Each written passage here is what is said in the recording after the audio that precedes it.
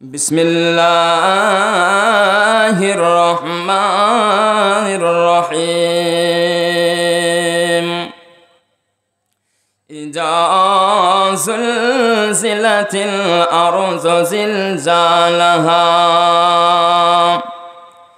আল্লাহ তাবারাক ওয়া তাআলা বলেন, ভূমিকম্পের কারণে সারা পৃথিবীর জমিন আপন প্রবলভাবে প্রকম্পিত হতে থাকবে। ওতে বন্ধুরে, আমার আল্লাহ যেদিন কিয়ামত আরম্ভ করবে, যেদিন কিয়ামত শুরু হয়ে যাবে, তার পূর্বে সারা পৃথিবীর জমিন কাঁপতে আরম্ভ করবে। অতএব আজকে যে জমিনের ওপর আমরা চলাফেরা করেছি, যে জমিনে মসজিদ নির্মাণ করেছি, বাড়ি নির্মাণ করেছি, 10 তলা বিল্ডিং নির্মাণ করেছি, এই জমিনটা কাঁপতে আরম্ভ করবে। তবে শুনলেন কত জোর কাঁপবে, এই আয়াতের তাফসীর করলে বুঝতে পারবেন। এই আয়াতের ব্যাখ্যা করতে গিয়ে মুহাদ্দিসিন বলেছেন, জমিনটা এত জোরে কাঁপবে, এত জোর কাঁপবে যে কাঁপতে কাঁপতে কাঁপতে কাঁপতে জমিনের ওপরে যত বড় বড় বিল্ডিং আছে এগুলো চূর্ণ বিচূর্ণ হয়ে যাবে। শুধু তাই নয়, শুধু হঠাৎ পড়া নয়, রাজগ্রাম নয়, শুধু ভারত নয়, সারা পৃথিবীতে যত দেশ আছে প্রতিটা দেশের জমিনের ওপরে যত বিল্ডিং আছে এগুলো ভেঙে চূর্ণ বিচূর্ণ হয়ে যাবে। আপনারা ইতিহাস শুনেছেন, আপনারা ফেসবুকে দেখেছেন, আজ থেকে প্রায় 1 বছর পূর্বে তুরস্কের মাটিতে সিরিয়ায় ভূমিকম্প হলো। ফজরের কিছুক্ষণ পূর্বে ভূমিকম্প হয়েছিল। সেই দিনে অনেক বাড়ি ধসে গেছে, মানুষ মারা গেছে, নিহত হয়েছে। সেদিন শুধু খালি তুরস্কের মাটিতে হয়েছে, কিন্তু আমার আল্লাহ যেদিন কিয়ামত শুরু করবে, শুধু তুরস্ক নয়, সারা পৃথিবী ধ্বংস হবে। তবে শুনে নিন, আমাদের 4 জন প্রধান ফেরেশতা আছে, 4 জনকে 4টা দায়িত্ব দেওয়া আছে। এর ভিতরে একটা ফেরেশতার নাম হলো ইসরাফিল আলাইহিস সালাম। আমার আল্লাহ তাবারাক ওয়া তাআলা ইসরাফিলকে আদেশ করে দিবেন, ইসরাফিল তুমি সিংহায় ফুৎকার মেরে দাও। যেমনই সিংহায় ফুৎকার মারাম, সিংহার আওয়াজে সারা বিশ্ব তোলপাড় শুরু হয়ে যাবে।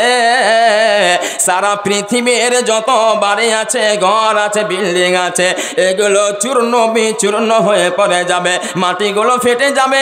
শুধু মাটি ফাটবে তা নয়, সমগ্র বিশ্ব সমতল হয়ে যাবে। এটা কখন হবে? যখন আমার আল্লাহ প্রথমবার সিংহায় ফুৎকার আদেশ করে দিবেন। আমার আল্লাহ তাআলা বলে দিলেন, ইজা যুলজিলাতিল আরযু জিলজালাহা। জমিন কাঁপলো।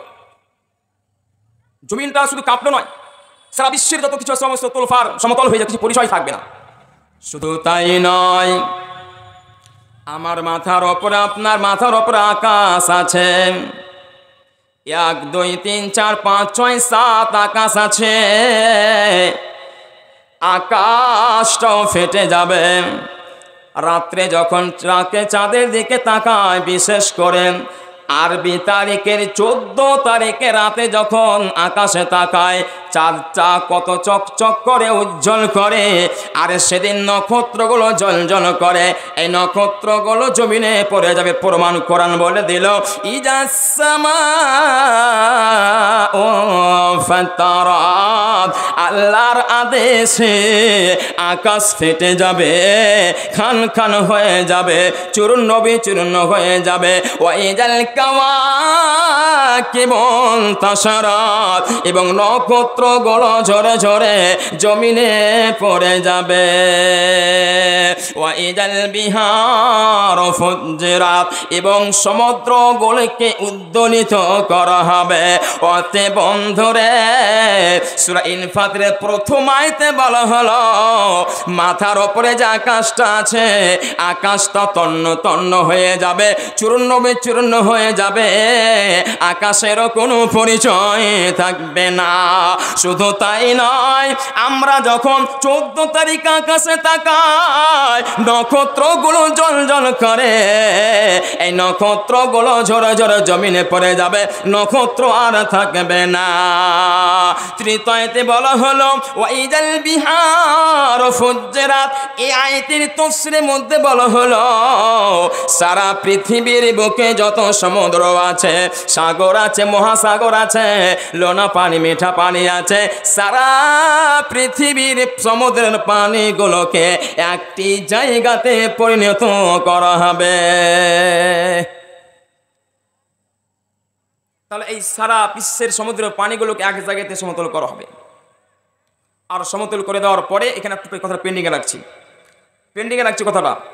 এবার আসেন, আমার প্রথম আয়াতে সূরা জিলজালে বলেছিলাম যে প্রথম আয়াতে সারা বিশ্ব ধ্বংস হবে, জমিন কাঁপলো, আকাশ ফাটলো, নক্ষত্র ঝরে পড়ে গেল, সারা বিশ্বের পানি এক জায়গায় একত্রিত করা হলো, সারা বিশ্ব সমতল হল, কোনো পৃথিবীর কোনো পরিচয় থাকলো না, সারা পৃথিবীর কোনো পরিচয় কিছুই থাকলো না। এবার একটু আসেন, এবারে দ্বিতীয় সুর যখন হবে, দ্বিতীয় সুরে সারা পৃথিবীর মানুষ যে যেখানে মরেছিল সে সেখানে উঠে কিয়ামতে মানে যেতে আরম্ভ করবে। শুধু তাই নয়, কিয়ামতের আগে যে সমস্ত মানুষেরা মারা গেছে, আজকে আদম আলাইহিস সালাম থেকে নিয়ে এখন অবধি যত মানুষ মারা গেছে কবরে আছে, মুসলমানরা কবরে আছে, অমুসলিমরা সবসময় পরে তারাও কবরে আছে। কারণ কবরের জগৎটাকে বলা হয় আলামে বারজাখের জগৎ, তারা এখন চতুর্থ জগতে আছে। তাহলে দ্বিতীয় সুর যখন ফোঁকা হবে তখন তারা সকলে বেরিয়ে আসবে। কোথায় আসবে? আয়াতের দিকে আসেন। ওয়া আখরাজাতিল আরদু আসকালাহা,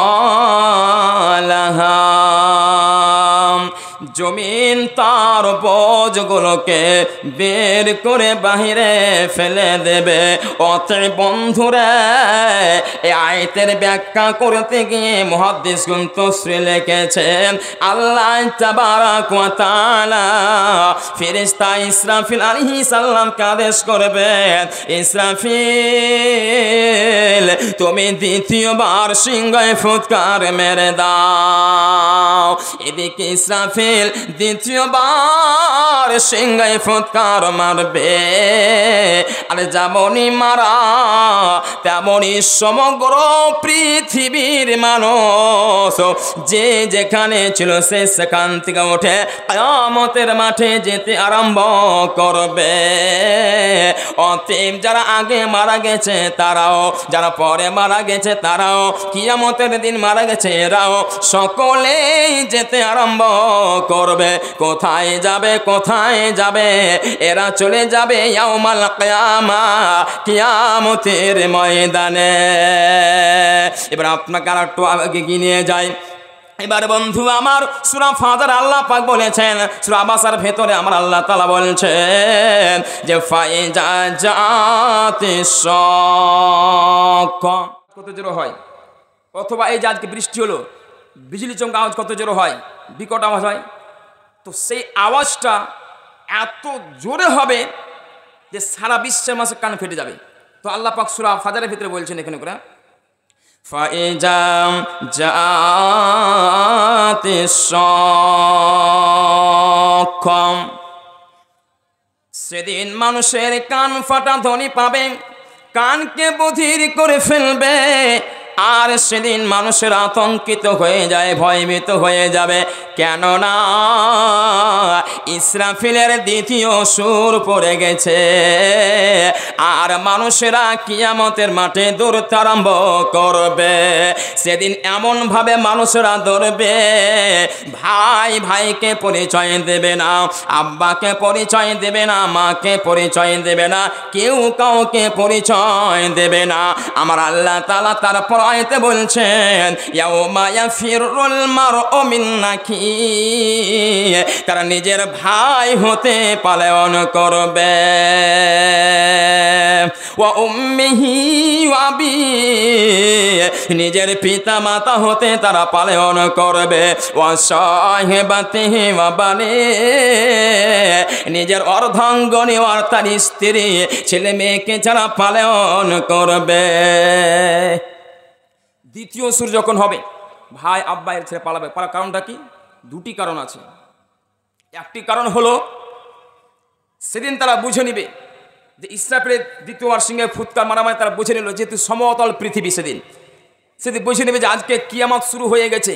এই কঠিন কিয়ামতের মাঠে আমার ভাই আমার কোনো কাজে আসবে না, আমার আব্বা মা কোনো কাজে আসবে না, আমার ছেলে মেয়ে কোনো কাজে আসবে না, আমার স্ত্রীও কোনো কাজে আসবে না। তাই তারা পালায়ন করবে। তো পালিয়ে তারা যাবে কোথায়? তারা তো পালাবে, যাবে কোথায় বন্ধুরা আমার? পালাবে কোথায়? কার জানা আছে কোথায় পালাবে?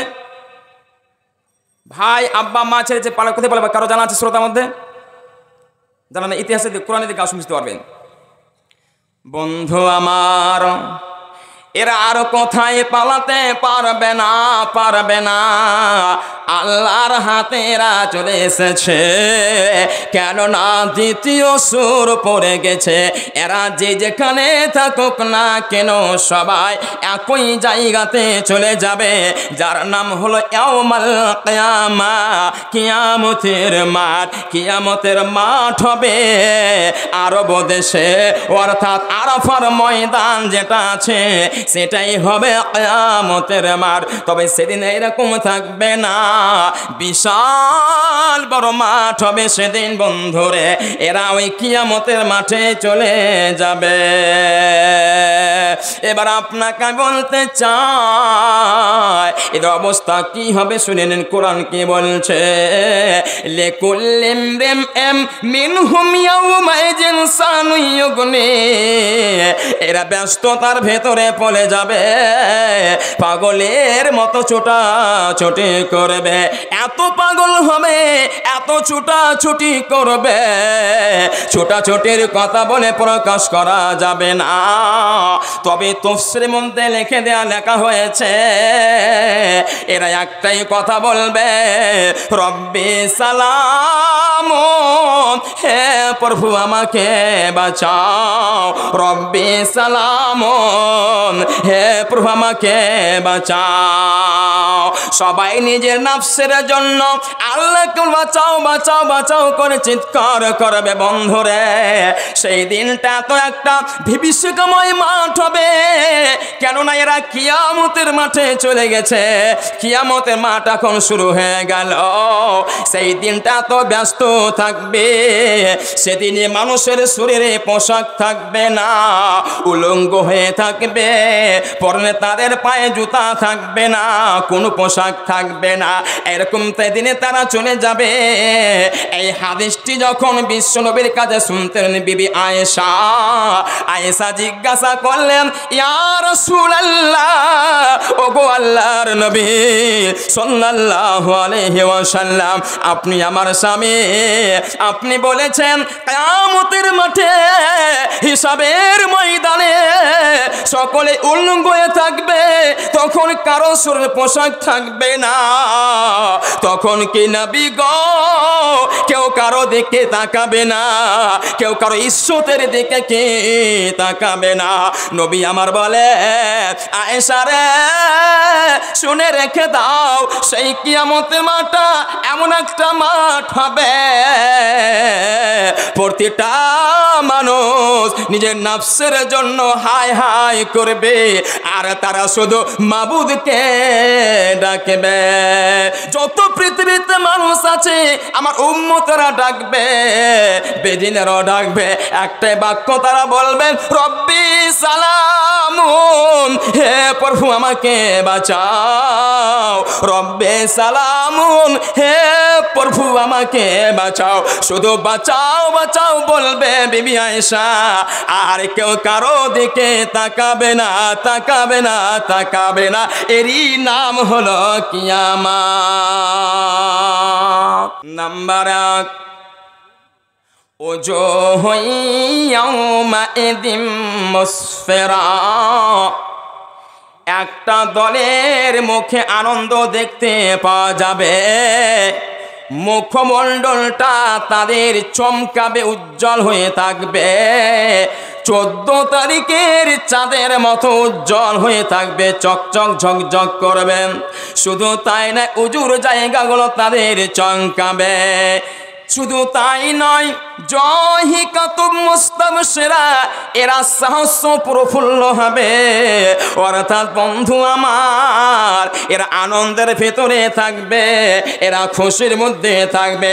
এত খুশি, এত খুশি, এত খুশি হবে, খুশির কথা বলে প্রকাশ করা যাবে না, যাবে না, এত খুশি হবে। তবে এরা কারা? তবে এরা কারা? শুনে নাও, এরা হলো পৃথিবীর মুমিন ব্যক্তি। অতএব বন্ধু আমার, যারা পৃথিবীর মাটিতে মুসলমান হওয়ার পর যারা সালাত আদায় করেছে, যাকাত প্রদান করেছে, সিয়াম পালন করেছে, যাদের ভেতরে 5খানা সিফাত পাওয়া গেছে, এরাই হবে তারা। কারা? জহিকাতুম মুস্তাবশিরা, এরা সাহস প্রফুল্ল হবে। দল যারা হবে, এদের মুখে আনন্দ থাকতে পাওয়া যাবে, এরা খুশি হয়ে থাকবে, এত খুশি, এত আনন্দ হবে, আনন্দের কথা বলে প্রকাশ করা যাবে না। এই সমস্ত মানুষ কারা? যারা পৃথিবীর বুকে যারা মুমিন হবে, যারা মুত্তাকি। আল্লাহ সুবহানাহু ওয়া তাআলা পবিত্র কোরআন সূরা নাবার ভিতরে বলেন, কি বলছেন? ইন্নালিল মুত্তাকিনা মাফাজা, নিশ্চয় মুত্তাকিরা সংযমশীল, নিশ্চয় মুত্তাকিনেরা কামিয়াব, নিশ্চয় মুত্তাকি যারা হয়ে গেল এরা কামিয়াবি হাসিল করিল, এরা বেঁচে গেল, এরা বেঁচে গেল। কেন তারা বেঁচে গেল? ওই কঠিন কিয়ামতের বিভীষিকাময়ের মার থেকে তারা বেঁচে গেল। শুধু তাই নয়, এরা সেখান থেকে বেঁচে, এরা সেখান থেকে বেঁচে এরা সুখময় স্থান জান্নাত চলে যাবে। তাই এরা খুশির ভেতরে, এরা খুশির ভিতরে আনন্দ হয়ে থাকবে। এটা এক দল হলো। আজকের বিষয় আমার কিয়ামত, আমি কিয়ামতের ইনশাআল্লাহ বলবো, একটু আসেন একটু। প্রথম আয়াত ছিল আমার সূরা জিলজাল, সূরা জিলজাল দিয়ে ইনশাআল্লাহ ফিরে আসছি পরবর্তীতে। তাহলে এদের ভেতরে দুটো দল হলো। প্রথম দলটা মুখটা আনন্দ খুশি হলো। দ্বিতীয় দল কারা দেখেন? ওয়াজুহুন ইয়াওমাইযিন আলাইহা গাবারা তারহাকুহা কাতারা। দ্বিতীয় দল যারা হবে, এদের মুখমণ্ডলটা কালো হয়ে যাবে, কুৎসিত হয়ে যাবে। শুধু কালো নয়, এদের মুখমণ্ডল শুধু কালো নয়, এরা ভার ক্লান্ত ভাবে, এরা নিজেকে লজ্জিত মনে করে, শুধু মাবুদের কাছে বলবে রব্বি সালামন। এদের মুখটা কালো মলিন হয়ে যাবে। এরা এত আফসোস, এত আফসোস, এত আফসোস করবে, যা আফসোসের কথা বলে প্রকাশ করা যাবে না, যাবে না, যাবে না। তবে এরা কারা? তবে এরা কারা? শুনে নিন, উলাইকা হুমুল কাফারাতুল ফাজারা। এরা হলো পৃথিবীর পাপাচার ও কাফির। এখানে দুটি কথা বলা হয়েছে। আজ কথা বলেছেন কাফারা এবং ফাজারা। উলাইকা হুমুল কাফারাতুল ফাজারা, দুটি দল মানে পাপাচার বলতে এখানে বোঝানো হয়েছে পৃথিবীতে আমরা যারা মুসলিম, যা ইসলাম গ্রহণ করেছি, আমরা যারা মুসলমান, আমরা মুসলমানের ভিতরে, আমাদের ভিতরে যারা পাপ করছে, যারা গুনাহ করছে, আজকে বর্তমান প্রেক্ষাপটে অনেক গুনাহ করছে, যুবক ভাইয়েরাও করছে, যুবতী মহিলারাও করছে, অনেক রকম পাপ করছে। আজকে যুবক ছেলেরা দেখবেন আজকে ফ্রি ফায়ার খেলছে, IPL খেলা দেখতে গিয়ে IPL খেলাতে তারা পাপ করে বলে বলে তারা জুয়া যেটাকে বলছে, আমার 500,000 থাকলে যাচ্ছে জুয়া, এরকমভাবে তারা পাপ করছে। শুধু তাই না, আজকে যুবক যুবতী অগাধ মিলামেশায় যে পাপ করছে, বহুত রকমভাবে পাপ করছে। তো এদেরকে বলা হলো পাপাচার। এরা হবে কি? পাপাচার। 2 কাফির বলা হয়েছে যে উলাইকা হুমুল কাফারাতুল ফাজারা। তো কাফারা বলতে তাদেরকে বলা হলো পৃথিবীতে যারা অমুসলিম, যারা ইসলাম গ্রহণ যারা করেনি, যারা অমুসলিম অবস্থায় পৃথিবীকে সমাপনী ঘটিয়েছে এবং যে অমুসলিম অবস্থায় কবরের চলে গেছে, অর্থাৎ শ্মশানে চলে গেছে, সেটা তাদের হচ্ছে আপনার আলামে বারজাখের জগৎ। এই যারা চলে গেছে পৃথিবীকে বিদায় দিয়ে শ্মশান ঘাটে কোনো যারা চলে কোথায়? শ্মশানে, এটা তাদের আলামে বারজাখ। তো এই সমস্ত ব্যক্তিদেরকে কেন্দ্র করে বলা হলো কাফারা। এরা হচ্ছে কাফির। তা আল্লাহ পাক কি বললেন? উলাইকা হুমুল কাফারাতুল ফাজারা। দ্বিতীয় দলের যেটা মুখটা কালো হয়ে যাবে, মুসলমানের ঘরে জন্ম নেওয়ার পর যারা পাপের কাজে যুক্ত আছে, গুনার জগতে জীবনকে কাটালো এরা। 2 যারা পৃথিবীতে, যারা দুনিয়া নামে জগতে ইসলাম গ্রহণ করলো না, এর পূর্বে দুনিয়াকে বিদায় জানিয়েছে, যাদেরকে শ্মশান ঘাটে পুরানো হয়েছে, এরা ওই কিয়ামতের মাঠে আফসোস করবে আর এরা বলবে রব্বি সালামন, রব্বি সালামন, হে প্রভু আমাকে বাঁচাও। সেটার নাম হলো কিয়ামত। সেই কিয়ামতের মাঠে মহাপ্রলয়ের দিনে সে বড় আফসোসের ভেতরে পড়ে যাবে। কারা? যারা দুনিয়াতে পাপের কাজ করে গেছে, গুনার কাজ যারা করে গেছে, যেমন কাফির। বিসমিল্লাহির রহমানির রহিম। ওয়াসিকাল্লাযীনা কাফারু ইলা জাহান্নামা যুমারা। আমার আল্লাহ তাবারাক ওয়া তাআলা বলেন, কিয়ামতের মাঠে হিসাবের ময়দানে সারা পৃথিবীতে যারা কাফের ছিল, মুশরিক ছিল, শুধু মুশরিক ছিল তা নয়, মুশরিকের অবস্থাতে দুনিয়াকে সমাপনী দিয়েছে, বিদায় দিয়েছে, শ্মশান ঘাটে পূর্ণ হয়েছে, এদেরকে কেন্দ্র করে বলেন ওয়াসিকাল্লাযীনা কাফারু ইলা জাহান্নামা যুমারা। ওই কঠিন কিয়ামতের মাঠে এদেরকে দল দল করে জাহান্নামের দিকে নিয়ে যাওয়া হবে। এখানে বলে যে কাফার শব্দটা জামার শেগা। কাফার শব্দের জামার শেগা। জামা বলতে 3 অধিক। তারপর এলা জাহান্নামা, এলা মানে দিকে, জাহান্নাম মানে জাহান্নাম, জুমারা মানে দল দল করে, এলা জাহান্নামা জুমারা, এলা মানে দিকে, আর আপনার হচ্ছে কি জুমার মানে দল দল করে। দল 3 অধিক হলে একটা দল হয়ে গেল, 3 জন 5 জন 7 জন করে। তার মানে আল্লাহ পাক কি বলছেন?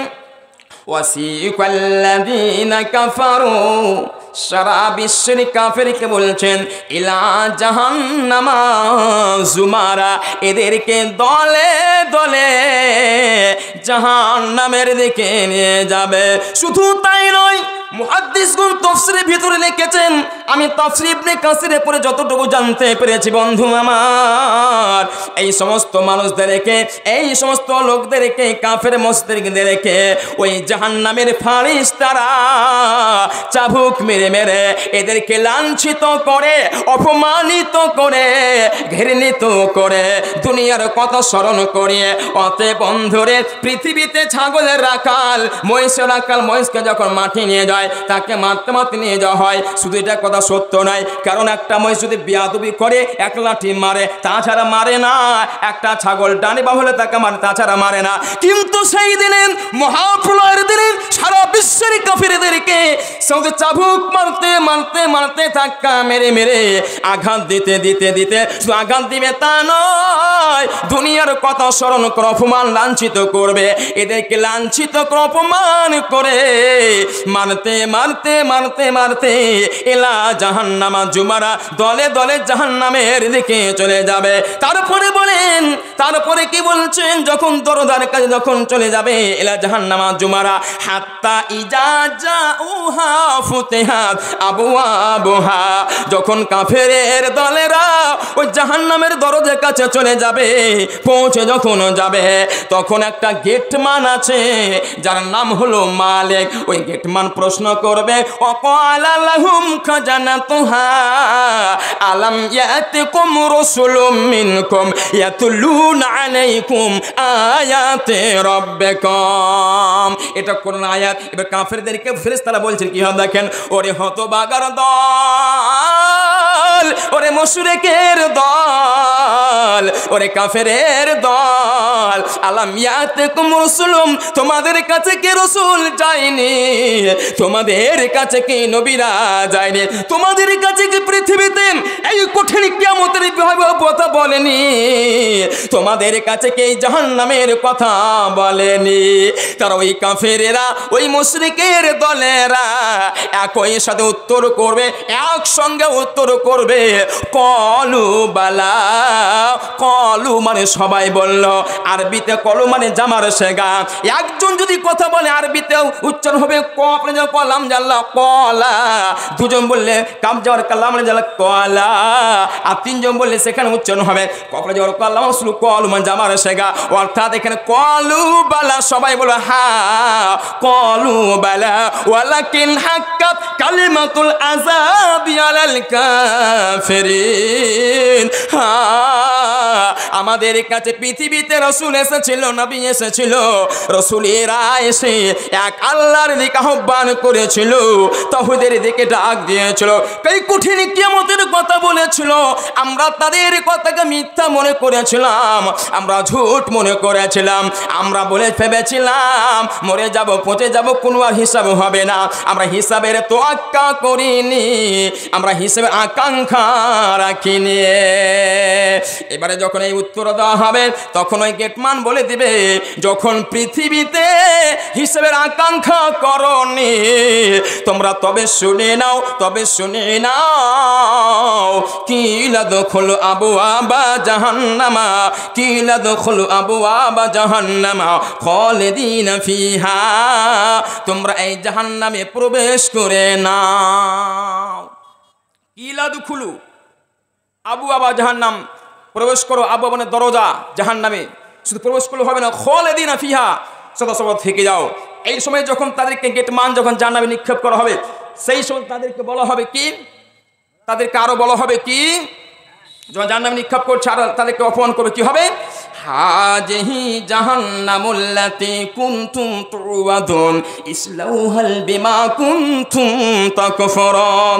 এই সেই জাহান্নাম যার ব্যাপারে তোমাদেরকে সতর্ক করা হয়েছিল, হুঁশিয়ার করা হয়েছিল, সাবধান করা হয়েছিল, তোমরা সতর্ক সাবধান হওনি, আজকে তোমরা সেই জাহান্নামে প্রবেশ করে নাও। তাই বলা হলো কি, কিলা দুখুল আবওয়াবা জাহান্নামা খালিদিনা ফিহা, আবওয়াবা মানে দরওয়াজা, খালিদিনা সদা সর্বদা এখানে প্রবেশ করে নাও, আর তোমরা সদা সর্বদা এই জাহান্নামে তোমরা থেকে যাও, থেকে যাও, আর কখনো বের হয়ে আসবে না। এরা কারা? পৃথিবীর যত অমুসলিম। এই কথা বলার পর ছেড়ে দেন, আর কি কথা বলেছেন এরপর, আর কি বলেছেন, ফাবিসা মাসওয়াল মুতাকাব্বিরিন, আহা এটা তোমাদের আবাসস্থল। বাংলা তরজমা শেষ, একটু কি বলছেন যে ফাবিসা মাসওয়াল মুতাকাব্বিরিন। এখানে তাফসীরের মধ্যে লেখা আছে, মুহাদ্দিসগণ তাফসীরের মধ্যে লিখেছেন যে এটা তোমার আবাসস্থল। শুধু আবাসস্থল নয়, তোমরা এই জাহান্নামে জ্বলতে থাকো, পুড়তে থাকো, জ্বলতে থাকো, পুড়তে থাকো, শাস্তি পেতে থাকো। এই কথা বলা হয়নি তোমরা জ্বলে পুড়ে শেষ হয়ে যাও। তাদেরকে বলা হয়েছে জ্বলতে থাকো, পুড়তে থাকো, শাস্তি পেতে থাকো। এই কঠিন জাহান্নামে তোমাদের মরণ হবে না, বাঁচতে পারবে না, মরণ হবে না, বাঁচতে পারবে না। মরণের কামনা করবে কিন্তু তোমাদের মরণ হবে না। কেন কেন? আল্লাহ তাবারাক ওয়া তাআলা সূরা আলার ভিতরে বলে দিয়েছেন লা ইয়ামুতু ফিহা ওয়া লা ইয়াহইয়া, সেখানে তোমাদের মরণ হবে না আর বাঁচতেও পারবে না। তোমাদের শুধু শাস্তি আর শাস্তি, শাস্তি আর শাস্তি। শুধু তাই নয়, আল্লাহ তাবারাক ওয়া তাআলা সূরা নাবার ভিতরে বলে দিলেন ফাজুকু ফালান নাযিদাকুম ইল্লা আযাবা। আমি আল্লাহ তাবারাক ওয়া তাআলা তোমাদের আযাবগুলোকে, শাস্তিগুলোকে বারংবার বারংবার বৃদ্ধি করতেই থাকবো, করতেই থাকবো, যাতনা বাড়তে থাকবে। তো আর কোনো দিন নাজাত পাবে না, পাবে না, পাবে না। এরা কারা বলেন তো আপনারা? কাদের কথা বললাম? একজন হাতে বলেন, কথা বুঝতে পারলেন? এই শাস্তি থেকে রক্ষা কারা পাবে না পৃথিবীর? কারা বুঝতে পারেন? অমুসলিমরা। ৭০,০০০ মুত্তাকি অথবা ৭ মুত্তাকি জানা যায় তার কারা। আয়াতের দিকে একটু আসুন।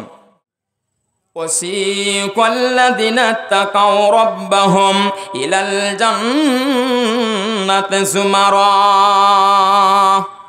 আল্লাহ তাবারাক ওয়া তাআলা বলেন পৃথিবীর বুকে যারা মুমিন ছিল, মুত্তাকি ছিল, যারা মুসলমানের ভিতরে মুত্তাকি ছিল, এদের কিয়ামতের মাঠে সম্মান করা হবে, এদেরকে স্বাগতম জানানো হবে, ওয়েলকাম জানানো হবে।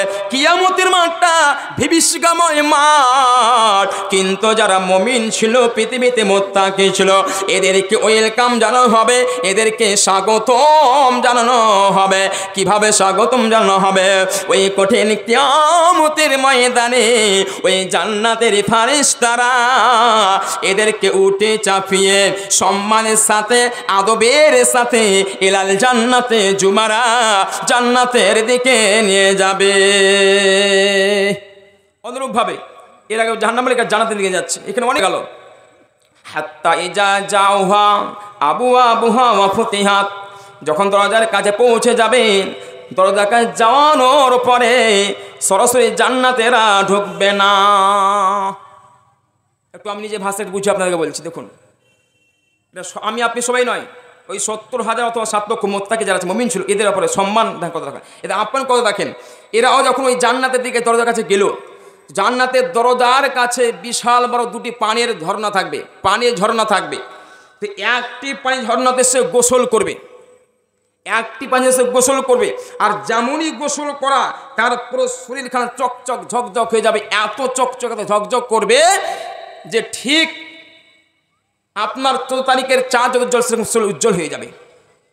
শুধু তাই নয়, আমার যে শরীর, আমার যে দেহটা আছে, এরকম দেহ থাকবে না। আমার আত্মা যেটা আছে, আত্মা শুধু থাকবে।